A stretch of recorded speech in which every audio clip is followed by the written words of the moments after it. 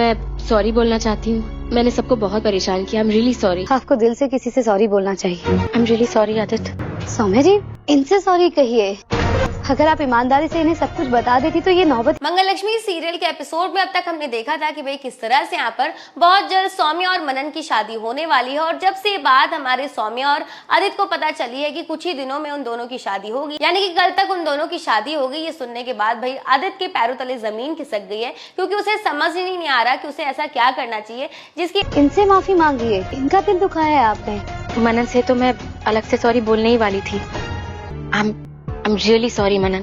वो क्या है ना, तुम हो ही इतने अच्छे, एक पल के लिए मुझे लगा कि मैं उस लड़के को भूलकर तुमसे शादी कर ही लूं। की वजह से इन दोनों की शादी को रोक सकी, और इस बार यहाँ पर हमारे सौम्या और आदित्य मिलकर एड़ी चोटी का जोर लगाएंगे शादी को रोकने के लिए, लेकिन बार बार वो अपने चाल में नाकामयाब होते हुए दिखाई दे रहे हैं। और इसी के साथ आने वाले एपिसोड में हम देखते हैं कि भाई हमारे आदित्य ने सौम्या को प्रॉमिस कर दिया है और कहता है कि मैं ये शादी नहीं होने दूंगा, और वो बार बार नई नई चालों को चलने की कोशिश। Really sorry. कभी कभी अच्छा होना आपका बुरा कर जाता है। देखिए जरा संभल के रहिएगा, आपका भी नाम आ सकता है। इस बार तो बच गया, ध्यान रखिए। देखिए इंस्पेक्टर साहब, आप सौम्या की तरफ से निश्चिंत हो जाइए। आपने देखा नहीं, आप सौम्या जी को अपने घर क्यों ले चल रही हैं?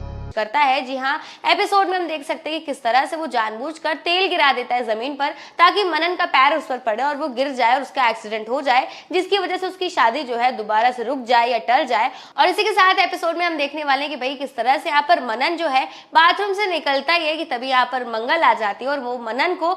मुझे ठीक नहीं लग रहा है। हम आज ही शालिनी जी और विनोद जी से बात कर लेंगे। जैसे ही सौम्या को ठीक लगेगा, उनको भी तसल्ली हो जाएगी।